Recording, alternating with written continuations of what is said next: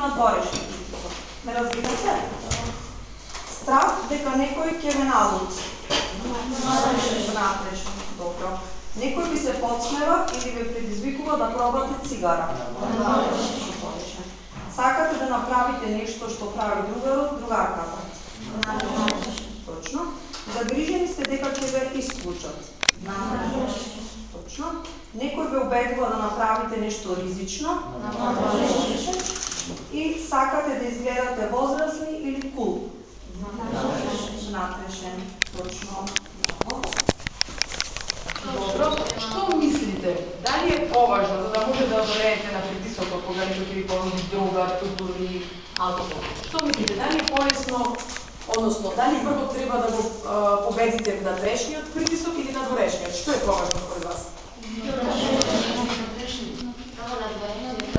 Ајде да видиме колку се за внатрешниот, нека ги на рака.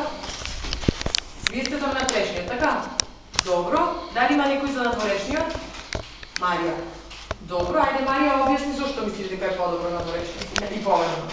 Поважно е прво надворешниот притисок, прво бедно бидејќи ако не терам некој, мора прво да притисне. Аха, добро, Виктор мисли Бујнако? Ја мислам дека надворешниот да го бедно бидејќи ако размислуваме криво многу што никој нема да ме натера. Така, ова е правилниот одговор. Значи ученици, многу е важно вие да имате добра самодоверба. Така?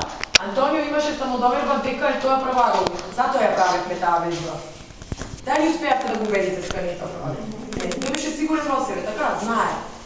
Значи, многу е важно вие да имате силна самодоверба. Кога имате силна самодоверба, нема да имате вие внатрешен притисок од типот страв ми е да не ме прифатат или нешто. Знаете дека не ви е важно дали ќе ве прифати или не некој од тоа дали ќе земете дрога.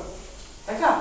Значи, битно е да имате самодоверба и прво да се победи внатрешниот притисок и после, Марија, да се поведува надворешниот притисок.